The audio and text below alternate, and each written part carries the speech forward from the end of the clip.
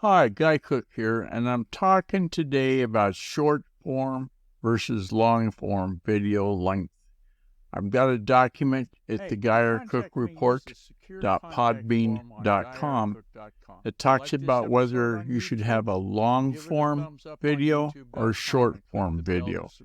And it really is up to you and the audience that you're trying to reach if you need to go like over 3 minutes for a long form video, or a short video, maybe 60 seconds long, so you can eventually get that decision made based on the information here. If you look at the Google document associated with this episode, scroll down to the bottom and there's some information that I wanted to share with you, and that link is there available for you to click on. Hey, to contact me, use the secure contact form on GuyRCook.com. If you like this episode on YouTube, and give it a thumbs up on YouTube.com and click the bell to subscribe to future episodes. It's a wrap.